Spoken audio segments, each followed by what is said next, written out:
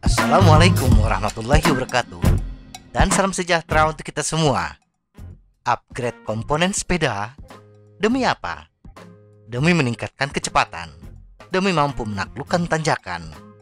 Betul, dua hal yang kadang-kadang bikin pesepeda, khususnya pesepeda antusias, merasa tertekan adalah kecepatan yang kurang di jalan datar dan dada terasa meledak ketika ditanjakan.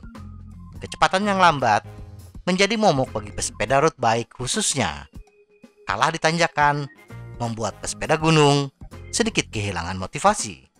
Dan dari latar itulah kadang-kadang kenapa opsi upgrade komponen sepeda bermula.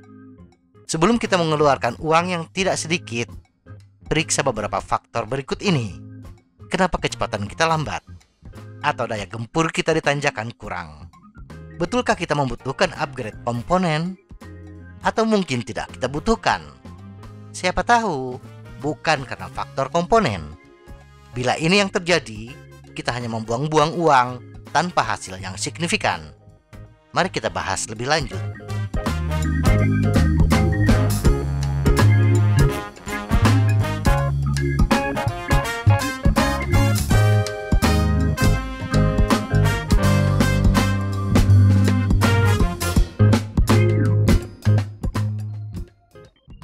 Kita selalu tertinggal dari teman-teman ketika bersepeda di jalan datar. Memang membuat suasana hati menjadi tidak nyaman. Tetapi apakah kita harus menyalahkan komponen sepeda yang tidak menunjang? Tunggu dulu. Langkah pertama, coba kumpulkan data kecepatan kita. Dan bila mungkin, data kecepatan teman-teman yang lebih cepat dari kita. Kecepatan sepeda adalah hasil perkalian antara gear ratio, keliling ban, dan cadence. Yang terkait dengan upgrade hanya gear ratio. Dan dalam hal kecepatan, hanya jumlah gigi pada chainring terbesar. Karena rata-rata top sprocket sama, yaitu 11T. Keliling ban erat kaitannya dengan diameter ban. Ini hampir tidak mungkin untuk dilakukan upgrade tanpa mengganti sepeda. Cadence tidak terkait dengan komponen, tetapi gaya dan kebugaran kita. Umumnya, cadence yang baik dalam bersepeda adalah antara 80 hingga 100 rpm. Pesepeda pemula sering mengayuh agak lambat, sekitar 60 hingga 85 rpm. Pembalap dan penghobi yang lebih berpengalaman biasanya rata-rata antara 75 hingga 95 rpm. Dan pesepeda pro dapat mempertahankan lebih dari 100 rpm selama serangan, atau lebih dari 110 rpm selama sprint. Nah, bila kita ambil cadence rata-rata yang baik adalah 80 rpm, dari hasil utak-utik data, saya menemukan angka yang unik. Kecepatan pada top gear sepeda jalan raya, ban 700 x 25C, 80 rpm, adalah jumlah chainring terbesar dikurangi 4. Misal chainring kita 53T, maka kecepatannya adalah 49 km per jam. Untuk sepeda gunung, ban 27,5 kali 2,1 inci, 80 rpm, kecepatan untuk top gear adalah jumlah gigi chainring terbesar dikurangi 2. Misalnya chainring 44T, maka kecepatannya 42 km per jam. Nah, bila kecepatan kita masih di bawah kecepatan tersebut, misalnya kita menggunakan chainring 50T, kecepatan rata-rata yang bisa kita hasilkan di bawah 46 km per jam, 50 dikurangi 4, itu artinya kita belum optimal menggunakan gear rasio sepeda kita. Jangan dahulu upgrade. Ada dua kondisi kenapa kecepatan kita di bawah standar 46 km per jam. Pertama, dan ini pasti, cadence kita di bawah 80 rpm.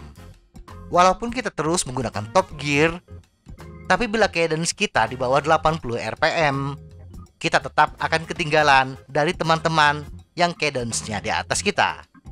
Jadi, naikkan cadence setidaknya 80 rpm. Kondisi kedua, cadence sudah 80 rpm dan kita menggunakan top gear, tetapi kecepatan masih kalah, ini disebabkan oleh power yang dibutuhkan meningkat.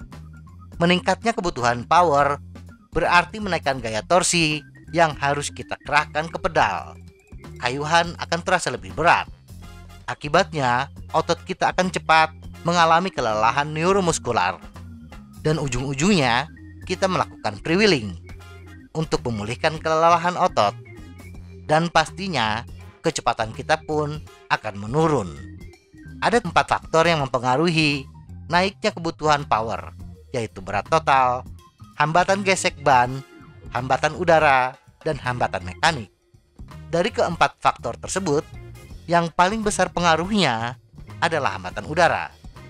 Bersepeda dengan posisi yang aerodinamis, misalnya tangan di drop, untuk mencapai kecepatan 46 km per jam, power yang dibutuhkan adalah 466 watt. Tetapi bila posisi duduk lebih tegak, tangan di bar top, power yang harus kita kerahkan menjadi 602 watt, selisih 136 watt. Sedangkan efek dari kenaikan bobot 5 kg naik 3 watt. Hambatan gesek ban naik 30 watt. Dan hambatan mekanik, bearing yang loncer, rantai dengan pelumas terbaik, selisih kebutuhan power hanya 18 watt. Dalam kasus ini, jangan dulu lakukan upgrade, tetapi perbaiki dahulu posisi duduk kita. Latih kelenturan tubuh kita agar bisa bersepeda seaerodinamis mungkin. Bila semua upaya tersebut di atas sudah kita lakukan, bersepeda dengan posisi aerodinamis, cadence sudah 80 rpm, tetapi tetap saja kita kalah cepat, ada 2 opsi. Opsi pertama, meningkatkan cadence di atas 80 rpm. Tetapi opsi ini akan lebih efektif bagi pesepeda yang memiliki serat otot kedutan lambat, pesepeda yang lebih mengandalkan kekuatan pernapasan dibandingkan kekuatan otot. Bagi pesepeda yang mengandalkan pernapasan, melakukan upgrade crankset tidak akan membawa hasil yang optimal, karena gear rasio yang tinggi belum tentu mampu untuk dikayuh. Misalnya kita menggunakan gear rasio 50-11T, top speed 46 km per jam, jangan dahulu menaikkannya menjadi 52-11T, top speed 48 km per jam. Karena top speed 48 km per jam tersebut bisa kita raih dengan hanya menaikkan cadence dari 80 rpm menjadi 85 rpm, top speed 49 km per jam. Tetapi bagi pesepeda yang lebih mengandalkan kekuatan otot, serat otot kedutan cepat, menaikkan cadence bukan habitat mereka. Nah, bagi pesepeda tipe ini, langkah terbaik adalah menaikkan gear rasio dari 50T menjadi 52T atau 53T. Kesimpulan, jadi bila kita selalu kalah cepat ketika di jalan datar, jangan dahulu terburu-buru untuk melakukan upgrade crankset atau komponen lain. Tetapi periksa dahulu, apakah kecepatan kita sudah mencapai kecepatan standar atau belum. Bila belum, periksa cadence kita. Apakah di bawah 80 rpm atau lebih dari 80 rpm. Kemudian, periksa posisi bersepeda kita. Apakah sudah aerodinamis atau belum. Bila semua itu sudah mencapai standar, kecepatan sudah di angka standar, posisi sudah aerodinamis, cadence sudah 80 rpm, tetapi juga kalah cepat, maka bagi pesepeda yang lebih kuat dalam hal pernapasan, menaikkan cadence adalah yang lebih utama. Sedangkan bagi pesepeda yang lebih mengandalkan kekuatan otot, menaikkan gear rasio, mengganti chainring dengan yang lebih besar adalah langkah yang bagus.